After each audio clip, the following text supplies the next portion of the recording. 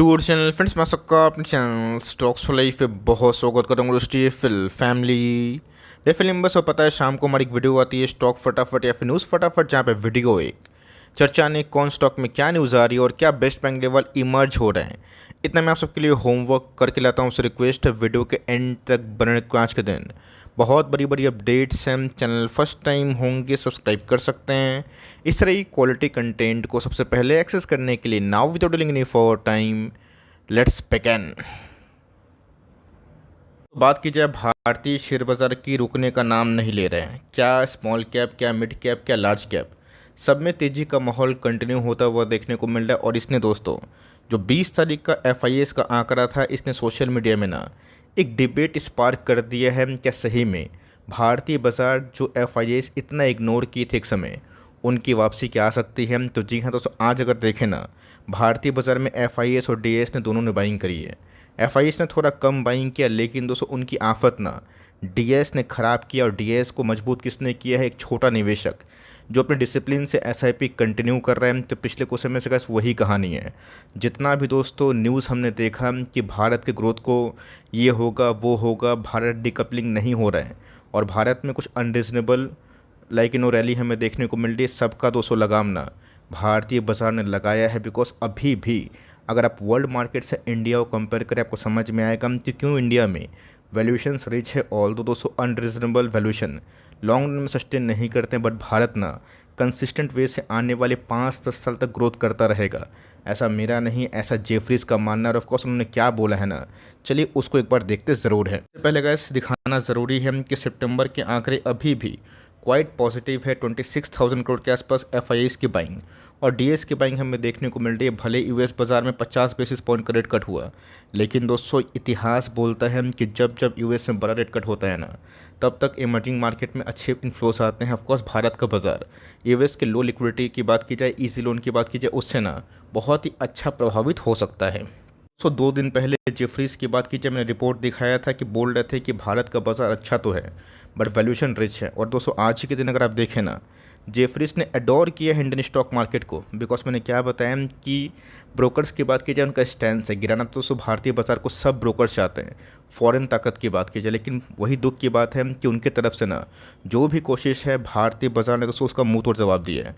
रही बात दोस्तों लॉन्ग टर्म रिटर्न्स, उनको लगता है यहाँ से भी बहुत ही अच्छा बैठे। ऑल उन्होंने वैल्यूएशन को लेकर थोड़ा सा ना कॉशियस स्टैंस अभी भी कंटिन्यू रखा है, लेकिन उनका स्ट्रॉन्ग मानना है SIP player long term investment अभी भारतीय बाजार 5-10 साल तक बहुत ही फ्रूटफुल आउटकम दे सकती है। दोस्तों एक आम निवेशक सपना लेके आता है कि भारत के बाजार या फिर कहीं पे पैसे लगाएं तो अच्छे पैसे बने। और मैंने कहा सबको हमेशा बताया है कि वर्ल्ड मार्केट में लोग थोड़ा सा फ्लेक्स दिखाते हैं कि मैं चीन के बाजार में निवेश करता हूँ, नेस्टेक में निवेश करता हूँ, डो में निवेश करता हूँ, जर्मनी के बाजार में निवेश करता हूँ।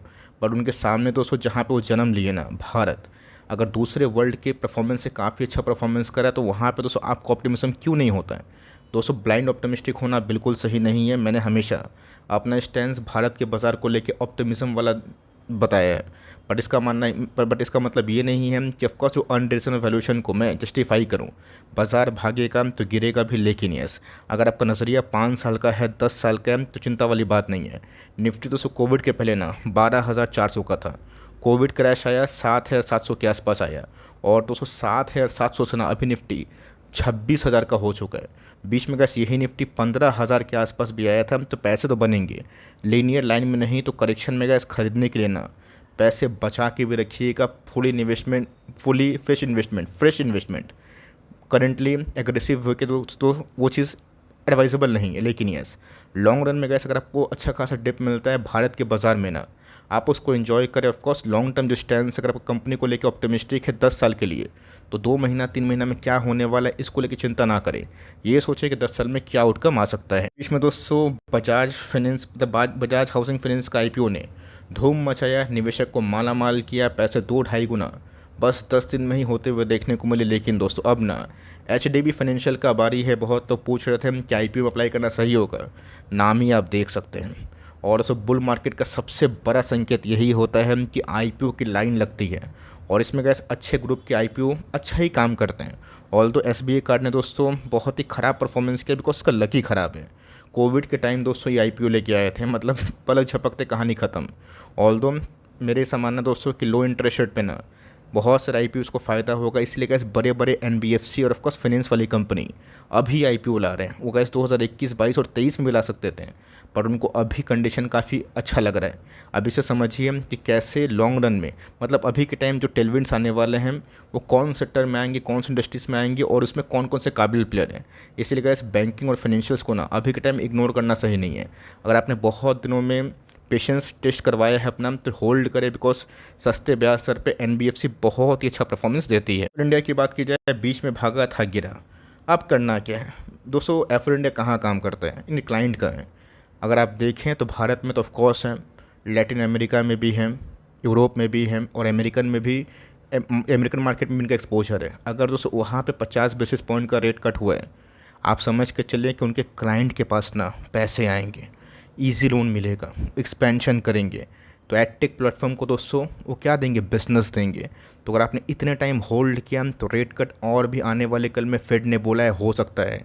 अभी भी दोस्तों 2 मीटिंग बाकी है, अगर उसमें 25 बेसिस पॉइंट का रेट कट और एक आध बार हो गया ना, आप समझ के चलें कि ऑफकोर्स गाइस जिनके बिजनेस अमेरिका में काम करते हैं, जिनके मेन क्लाइंट अमेरिका में है और वो भारत की कंपनी है, तो उनको ज़रूर फ़ायदा होगा। तो अपने हेडविंड्स में इसको फेस किया है तो टेलविंड्स में तो सबको अच्छे खासे पैसे बनेंगे। लेकिन दोस्तों पेशेंस तो टेस्ट किया है, लेकिन ये अपने बॉटम के बाद पैसे डबल भी किए हैं। बहुत लोग परेशान थे, तो चलिए परेशानी से तो बहुत लोग निकल गए, बहुत लोग को प्रॉफिट बुक करने का मौका मिला। मैं क्या करूँ, मैं तो गैस होल्ड ही कर रहा हूँ। आपको जो करना है कर सकता है। आपको लगता है कि इसको बेच के एक नया प्लेयर, काबिल प्लेयर मार्केट में आ गया है, मैं पैसे को डाइवर्सिफाई करूँगा, इसको अलविदा कहूँगा, ये दोस्तों आपका निजी मामला है।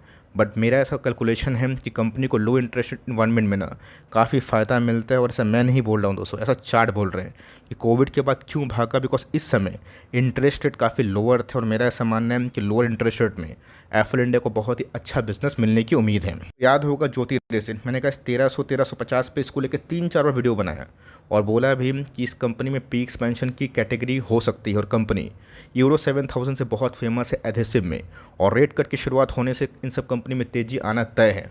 और दोस्तों वही देखने को मिल रहा है। कुछ दिन पहले ये कंपनी 1300 1350 के आसपास घूम रही थी, आज का इस कंपनी 1600 का हो गई और कंपनी में 10% के आसपास तेजी है। कंपनी की बात की जाए फंडामेंटली अच्छी के संग दोस्तों कंपनी का वैल्यूएशंस ना चीप है। 25-27 का पी मल्टीपल दोस्तों इन सब कंपनी के लिए बहुत ज़्यादा नहीं है। ये बात अलग है कि 5 साल में इसने मेगा पैसे बनाए, बट कंपनी अपने शाखा को, ब्रांच को, रीच को ना बढ़ा रही है। मैंने दोस्तों बताया भी था कि मैंने एक इंटरेक्ट किया था कारपेंटर से, उन्होंने बताया कि कैसे ज्योति रेसिन ने उनको अप्रोच करके अपने ही प्रोडक्ट्स को बढ़ाने, सेल्स बढ़ाने के लिए बहुत ज़्यादा स्ट्रैटेजी अपना रहे हैं। तो ऑफकोर्स कैसे इससे ग्राउंड लेवल में क्या चल रहा है ना, ये हमें समझ में आता है। तो कंपनी फंडामेंटली फैंटास्टिक है, लेके बैठे हैं तो कंटिन्यू करें, और लेना चाहते हैं तो अभी भी टुकड़ों में खरीद सकते हैं, एक बार में पूरा पैसा नहीं, टुकड़ों में। और ऑफकोर्स अगर आपको स्केप्टिक फील हो रहा है तो Q2 के नंबर्स के बाद अपना फाइनल कॉल आप ले सकते हैं। केबल्स की बात की जाए 11% के आसपास तेजी थी, और उसको याद होगा मैंने 3 दिन पहले ही इस कंपनी को लेकर कवरेज दी थी, जिसमें मैंने बताया था कि इसको मैंने कवर किया था, निखिल एडहेसिव को भी कवर किया था, और मैंने कहा निखिल एडहेसिव का रिप्लेसमेंट ज्योति रेसिन भी बोला था।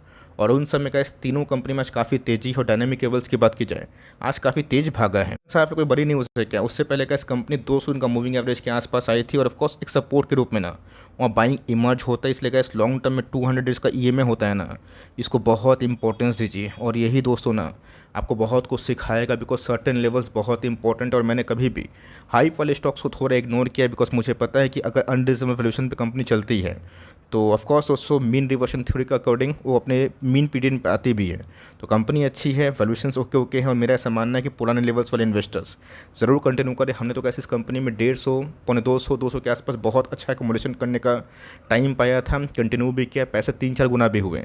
तो लॉन्ग रन में इस कंपनी अच्छी है, बीच में आपने इन्वेस्टमेंट किया तो अच्छी बात हो, लेना चाहते हैं अपने पॉइंट ऑफ व्यू से प्लान कर सकते हैं। लोग कमेंट करते हैं कि सर सिरका पेंट को क्यों नहीं कवर करते हैं, कंपनी बहुत ही अच्छी है, काबिल है, डेफ्री टाइप है, और 350 के आसपास भी, और मार्केट कैप भी काफ़ी छोटा है। क्या ये नेक्स्ट एशियन पेंट बन सकता है? तो अच्छे से पता है कि इंडिगो पेंट की बात की जाए, सिरका पेंट की बात की जाए, काबिल प्लेयर है, कोई शक नहीं है। बट वही है कि छोटी है। एशियन पेंट से कंपेयर करना बिल्कुल भी अच्छी बात नहीं, बिकॉज एशियन पेंट ना बाजार का सबसे बड़ा यूएसपी प्लेयर है। मतलब कैसे उनके पास ना एक ब्रांडिंग रीच है, एक लोगो है, एक ब्रांड है दोस्तों, एक ब्रांड नेम है। तो ऑफकोर्स ये कंपनी अच्छी है, और पिछले कुछ समय से कैसे इसने पेंट इंडस्ट्री में बहुत अच्छे पैसे बना के लेना चाहते हैं तो ऑफकोर्स अपने पॉइंट ऑफ व्यू से जज कर सकते हैं। छोटी कंपनी है, तो रिस्की ज़रूर होगी, बट लॉन्ग टर्म में गैस इसने अभी तक अच्छे पैसे बनाए हैं। इसकी बात की जाए, बहुत लोग कमेंट बॉक्स में पूछ सकते हैं सर बोनस का न्यूज़ आया, ये हुआ वो हुआ, कोई बड़ा स्पार्कअप या फिर कोई बड़ी दिवाली हमें देखने को नहीं मिली। अगर दोस्तों Reliance, HDFC bank, bank Nifty एक बार भागेगा ना, जो निफ्टी आप 26 के आसपास देख रहे हैं ना, आपको 30,000 मिलेगा। यहाँ पे गैस IT भाग रहा है, कुछ कुछ NBFCs में तेज़ी हो रही है, ऊपर से रिलायंस भागेगा, तो सोचिए कि इंडेक्स क्या होगा। इसलिए गैस कभी कभी क्या होता है ना, कंपनी जितने भी काबिल हो, लेकिन जब तक इंडेक्स मैनेजमेंट नहीं होता है ना, तब तक कंपनी को भागने का मौका नहीं मिलता। पूरा बाजार कोविड में क्रैश हुआ था तो इंडस्ट्री नहीं भागा, मतलब गिरा था। IT उल्टा परफॉर्म किया, बाजार को सपोर्ट किया, और रिलायंस उसमें से एक था, है ना। तो ये समझना बहुत ही इंपॉर्टेंट है कि आपको इंडेक्स मैनेजमेंट के बारे में पता हो। कंपनी ने गैस बहुत ही अच्छा शेयरहोल्डर्स को रिवॉर्ड देने का फैसला किया, तो लॉन्ग टर्म में फल की अपेक्षा ना करें। आपको ये देखना है कि कंपनी कौन से लेवल्स पे अच्छा सस्टेन कर रही है। काफ़ी अच्छे हैं, और ऑफकोर्स रिलायंस एक ब्लू चिप या महा ब्लू चिप कंपनी है। इन सब कंपनी में साल 2 साल में पैसा डबल नहीं होता, लेकिन ये 4-5 साल में पैसा डबल ज़रूर होता है। बट वही कहानी है कि SIP वाला प्लेयर है, तो ऑफकोर्स एक बहुत बड़ी कंपनी है, तो ग्रोथ कोई 40-50% के आसपास तो नहीं करता है। बट यस, अगर जियो फाइनेंशियल की कंपनी लिस्टिंग करवा के आपको पता है कि आपको रिवॉर्ड दे सकती है, बोनस दे के आपको रिवॉर्ड दे सकती है, डिविडेंड दे के रिवॉर्ड दे सकती है। आने वाले कल में गैस रिलायंस जो रिलायंस रिटेल भी लाइन में है, तो लॉन्ग टर्म में ही गैस कंपनी को फ़ायदा मिलेगा उनके शेयर होल्डर्स को। शॉर्ट टर्म में अगर आप सोच रहे हैं कि पैसा कमा लेंगे रिलायंस से, वो बहुत ही कम केस में देखने को मिलता है। पास की बात की जाए, थोड़ा सा फोकस करें, प्राइस मूवमेंट धीरे धीरे काफ़ी चेंज हो रहा है, और बहुत लोगों के मुंह में दोस्तों अब के टाइम NBFC आ रहा है, जो कि मैंने हमेशा से आपको रेट कट का प्रबल दावेदार बनेगा बताया है। और मैंने कहा बहुत सारे स्टॉक्स को देखा जो NBFC को बिलोंग कर रहे हैं, उसमें कहा धीरे धीरे एक्यूमुलेशन के संग वॉल्यूम भी स्पार्कअप होते हुए देखने को मिल रहा है। कंपनी आज के दिन 1919 के आसपास गई। वैसे स्ट्रॉन्ग मानना है कि 1950 और 2000 के लेवल तोड़ने के बाद ना ये कंपनी का ट्रेंड काफ़ी चेंज हो जाएगा। ये तो कैसे कंपनी बाउंस बैक की है, तो लोगों के नज़र में आ रही है, और ट्रेंड चेंज होने के बाद और एक सर्टन साइकोलॉजिकल लेवल इसको तोड़ने के बाद कैसे कंपनी के वॉल्यूम चेक करें। वॉल्यूम अगर अपवर्ड्स होंगे, डिलीवरीज काफ़ी अच्छे होंगे, और बस कंपनी के मैनेजमेंट इस क्वार्टर में नंबर्स अगर अच्छा पेश कर देंगे, तो सोने पे सुहागा वाली कहानी होगी। मैंने कैसे बहुत बार इस कंपनी को बीच में कवर किया था, 1300, 1400, 1500, 1600, आपको याद भी होगा। तो उन सब लेवल से कैसे कंपनी अच्छा भागी है। आपको रिवॉर्ड मिल रहा होगा तो कमेंट बॉक्स में ज़रूर बताइए। को लेना चाहते हैं अभी भी लिया जा सकता है, लेकिन लॉन्ग टर्म का पर्सपेक्टिव लेके आप चल सकते हैं। इसी की बात की जाए तो जी हाँ दोस्तों, गजब का परफॉर्मेंस दिया। और मैं सच बताऊं तो मैंने भी गैस कभी इतना एक्सपेक्ट नहीं किया था कि BSE के शेयर होल्डर्स को BSE इतना रिवॉर्ड करेगी। ऑल तो आज हमें 1% गिरता हुआ देखने को मिला था, बट आज के डे हाई की बात की जाए ना, 4200 के आसपास भी पहुंच गई थी। अभी के टाइम दोस्तों रॉकेट की उड़ान कर रही है, बिकॉज NSE की लिस्टिंग होगी तो BSE पे ही ना होगी, और इसी का दोस्तों एक साइकोलॉजिकल इम्पैक्ट इनके शेयर होल्डर्स को मिल रहा है। लेकिन यस, यहाँ पे दोस्तों अवॉइड करना ही सही होगा, बिकॉज कंपनी अपने वैल्यूएशन P के मल्टीपल पे काफ़ी महंगा ट्रेड कर रही है। अगर आप पुराने निवेशक हैं तो क्या ही फ़र्क पड़ता है, पैसे 10 गुना हो गए, 15 गुना हो गए, तो 20-30% गिरावट से आपको कुछ फ़र्क नहीं पड़ेगा, बिकॉज आपको पता है कि आप स्टॉक गिरेगा, एक आध साल के बाद फिर से लाइफ टाइम हाई लगा के नया लाइफ टाइम हाई लगाएगा। तो वहाँ पे गैस ठीक है, बट यहाँ पे गैस जो लेवल्स टॉप पे इमर्ज होते हैं ना, और इसमें काफ़ी वॉल्यूम के संग एक्सपेंशन होता है, वहाँ पे गैस ट्रेडरशिप फ़ायदा उठाते हैं, मोमेंटम स्विंग फ़ायदा होता है। बट इन्वेस्टमेंट के पॉइंट ऑफ व्यू से गैस कोई भी पॉकेट में मार्जिन ऑफ सेफ्टी नहीं होती। यानी कि बात की जाए, परेशान तो गैस इस कंपनी ने किया, जुबलियंट फूडवर्क्स ने किया, बट यस कहानी अब चेंज हो रही है। और जैसे गैस रेट कट ही अनाउंस हुआ, वैसे अगर आप देखें तो धीरे धीरे बहुत सारे QSR को इम्पैक्ट पड़ रहा है। और देवयानी भी गैस एक बहुत ही काबिल प्लेयर है, और कंपनी फाइनली आज हमें 220 के आसपास दिखाई दे रही है। कंपनी को हमने 200 के आसपास कवर किया था, 190 के आसपास, और कंपनी गिर के 150 के आसपास गई। बहुत लोग कमेंट किए कि सर भंगार कंपनी है, फालतू कंपनी है, देखिए 20% लॉस हो रहा है, 25% लॉस हो रहा है, मैं क्या करूं। दोस्तों आपके पैसे निकल गए। अगर आपको निकलना है तो एकदम से शौक से निकलिए, कोई दिक्कत वाली बात नहीं है। बिकॉज मैं आपको स्टॉक के बारे में बता सकता हूँ, उसके फंडामेंटल्स के बारे में बता सकता हूँ, लेकिन आपका कितना रिस्क एपेटाइट है और आप 20% गिरने से कितना छटपट करते हैं, मुझे कैसे पता होगा। तो सबका दोस्तों अलग अलग है। मैं अपने पोर्टफोलियो को 50 क्या 60% भी लॉस झेलने के लिए रेडी हूँ। ये मैं गैस बुल मार्केट में बोल रहा हूँ, बिकॉज मुझे पता है कि बुल मार्केट में अगर आप प्रॉफिट बुक नहीं करते हैं तो नॉशनल प्रॉफिट होता है। जैसे कि बियर मार्केट में लॉस नहीं बुक करने से नॉशनल लॉस होता है, और ऑफकोर्स रिकवरी होती है। तो गैस अच्छा टाइम में हमेशा बैठ के लिए प्रिपेयर रहें, यही साइकोलॉजी बोलती है, और साइकोलॉजी को सीखना शेयर बाज़ार में सबसे परम धर्म बन जाता है। तो कंपनी अच्छी है और एक्सपेंशन के पाथ में भी है। अगर आपको लगता है निकल जाना चाहिए तो आप निकल सकते हैं, बट मैं अपनी बात करूँ तो कंपनी काबिल दिखाई दे रही है और कंपनी पिछले कुछ समय से ना स्टोर एक्सपेंशन पे काफ़ी काम कर रही है और इसीलिए गाइस क्यूएसआर के बहुत सारे प्लेयर्स ना पिछले कुछ समय से अच्छा खासा रिवॉर्ड भी दिए हैं। और यस, रेट कट होने से गाइस सही में क्यूएसआर के वॉल्यूम्स में अच्छा खासा स्पार्कअप रैली आ सकती है। प्लास्टिक की बात की जाए, बाइंग जोन पे आ चुके हैं। कंपनी के गैस प्रोमोटर काफ़ी काबिल है और कंपनी गैस मोनोमर बेचती है किसको, वायर्स एंड केबल्स इंडस्ट्री को, जो पिछले कुछ समय से बहुत ही अच्छा आउट परफॉर्मेंस किए हैं। मोनोमर बेचेगी, पॉलीमर बेचेगी किसको, वायर्स एंड केबल्स इंडस्ट्री को। तो ऑफकोर्स उसका गुड टाइम होगा, ऑल दो गैस इस पर मार्जिन सबड्यूड थे because of many reasons. But company के वैल्यूशन 218 बहुत ही अट्रैक्टिव है। रही बात इस क्वार्टर के नंबर्स हम लोग देख लेते हैं, लेकिन यस एक्मुलेशन जोन पे गैस कंपनी आ चुकी है। अगर अपने टॉप पे खड़ता है 350-400 के आसपास, घबराइए मत, लॉन्ग टर्म होल्ड करे। इसके पहले भी हमने बहुत सारी कंपनीज में 2-3 साल पैसे नहीं बनाए और उसके बाद कंपनी भागी तो 1 साल में ही 4 टाइम्स हो गई। चल की बात की जाए, बहुत ही बड़ी कंपनी है और ऑफकोर्स बाइंग जोन पे है। एस्टेल दोस्तों जितना भी 2000 के नीचे मिले उतना ही SIP धीरे धीरे करे, वीकली बांध ले, मंथली बांध ले। लेकिन यस अगर आपको एस्टेल में इंटरेस्ट है ना, ये मत सोचे कंपनी फिर से 1600 के आसपास आएगी। मुझे कैसे ऐसा फील हो रहा है एज़ पर माई कैलकुलेशन की बस वही Q2 तक ही इस कंपनी में थोड़ी बहुत करेक्शन या फिर प्रेशर रहेगा। Q3 और Q4 गैस एस्टेल के लिए बहुत ही अच्छा होगा, of course entire pipe and PVC के इंडस्ट्री के लिए। एक तो गैस वॉल्यूम सीजन काफ़ी अप होता है, जो सीज़न में गैस फार्मिंग होती है आपको अच्छे से पता है, और उसके साथ साथ पाइप एंड PVC का बिजनेस उस समय काफ़ी ग्रोइंग होते हैं। तो रॉ मटेरियल के प्राइस काफ़ी कम हो गए और इन्वेंट्रीज भी काफ़ी ख़त्म हो गई। तो कंपनी को आने वाले कल में अपने वॉल्यूम एक्सपेंशन के संग अपने मार्जिन्स को रिकवरी करने में भी आसान होगी और इसका फल इनके पैट के फिगर में ज़रूर पड़ेगा। राम पिस्टन्स की बात की जाए, अच्छी कंपनी दोस्तों, मुझे अभी भी इस कंपनी में इधर से भी काफ़ी पोटेंशियल दिखाई पड़ता। ऑल दो हमारे कवर करने के बाद ये कंपनी 2x हो चुकी है, लेकिन गैस कंपनी को अगर अपने बीच में खड़ता है या फिर हाल फिलहाल में भी खड़ता है, इसको आप ज़रूर कंटिन्यू करें। गैस अभी भी वॉल्यूम एक्सपेंशन के संग जो पी एक्सपेंशन है ना, उसकी दावेदार है। वॉल्यूम दोस्तों पिछले कुछ समय से अच्छा खासा बढ़ा है और पी भी गैस कंपनी की बहुत ही सॉलिड वे से थोड़े से बढ़े हैं। बट कंपनी का दोस्तों EPS मीटर काफ़ी अच्छा है और कंपनी के लॉन्ग टर्म जो प्लान्स है वो भी काफ़ी अच्छे हैं। मैं गैस फिर से इस कंपनी को लेके एक डिटेल वीडियो बनाऊंगा जहाँ पे ऑनगोइंग जो प्रोजेक्ट्स हैं ना, इससे कंपनी को कितना फ़ायदा मिलेगा आने वाले कल में बिजनेस करने के लिए, उसको लेके मैं आपको आइडिया ज़रूर शेयर करूँगा। इसकी बात की जाए, कोई शेयर जनरली ख़राब नहीं होता है, भाव ख़राब होता है। 300 पे अगर आप अच्छा भाव समझ के घुसें और 100 में निकल गए, स्टॉक की दिक्कत नहीं है, आपकी बाइंग जो लेवल्स है ना उसकी दिक्कत है। बीच में स्टॉक 100 के आसपास आया और आज कंपनी हमें 250 के आसपास दिखाई दे रही है। हमेशा बताया है कि जो स्टॉक को अगर आप टॉप पे चेस करें बिना मार्जिन ऑफ सेफ्टी का, टॉप पे खरीदते भी हैं, तो मैंने आपको हमेशा बताया कि 10 स्टॉक खरीदने की ताकत है, 2 से ही शुरुआत करें, रिमेनिंग पैसे हाथ में होने चाहिए। यहाँ पे जब स्टॉक 100 के आसपास आया था ना, लोग कमेंट्स कर रहे थे, मीम्स बना रहे थे इसका, और वही कहानी है। तो ऑफकोर्स गैस आपको ना लॉन्ग टर्म में पेशेंस का मतलब समझ गया होगा। आपके प्रॉफिट अगर हो रहे हैं तो आप जज करें, आपको करना क्या है, थोड़ा सा अवॉइड करें। देखते हैं Q2 के नंबर्स कैसे हैं, बिकॉज पिछले 6-8 महीने से कंपनी वन वे रैली कर रही है। फ्लूएंट की बात की जाए, बहुत लोग कमेंट बॉक्स में पूछ रहे थे सर कंपनी को भूल गए क्या, कैसे भूल सकता हूँ, कंपनी अभी भी एक बहुत ही काबिल प्लेयर है और कंपनी 3300 के आसपास चल रही है। बस फ्लोरोकेमिकल का बिजनेस का Q2 में थोड़ा सा अंडर एस्टिमेट लोग इसको कर सकते हैं, बिकॉज Q2 के नंबर्स में उतना स्पार्क नहीं आएगा जो कि बाजार को समझ में पहले से आ रहा है। लेकिन यस SRF की कमेंट्री के अकॉर्डिंग कि H2 का बिजनेस काफ़ी अच्छा होने वाला है।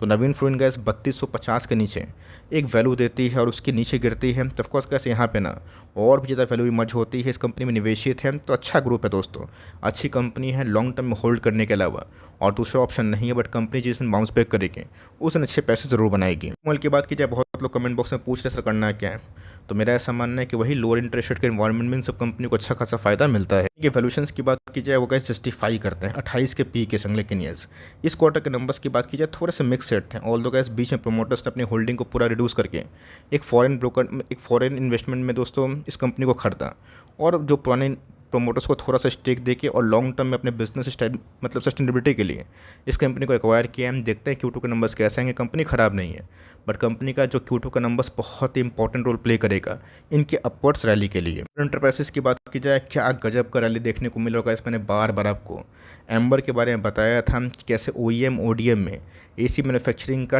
23% का मार्केट शेयर, और ऑफकोर्स जिस हिसाब से गर्मी बढ़ रही है 2025 में गैस ये सब कंपनी फाड़ के रखने वाली है। AC मैन्युफैक्चरिंग कंपनी को मेरा ऐसा मानना है कि जल्दीबाजी में ना बेचें। यस आपको लगता है कि प्रॉफिट बुक कर लेना चाहिए, अच्छी बात है, कर सकते हैं। लेकिन यस 2025 में गैस ये सब कंपनी मुझे लगता है कि और भी अच्छा परफॉर्म कर सकती है। पैनिक सेलिंग 1800 के आसपास हमने इसको आराम से अकोमोडेशन किया और यस और 200-400 पॉइंट बढ़ेगा तो कंपनी हमारे बाइंग लेवल से 3 गुना हो जाएगी। की बात की जाए इसको भी गैस रेट कट से बहुत ही अच्छा प्रभाव मिलेगा।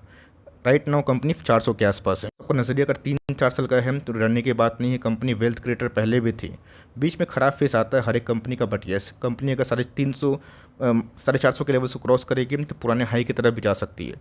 वीडियो अच्छी लगी तो प्लीज़ लाइक करिएगा, चैनल फर्स्ट टाइम होंगे सब्सक्राइब करके बेल आइकन को प्रेस करना भी ना भूलिएगा।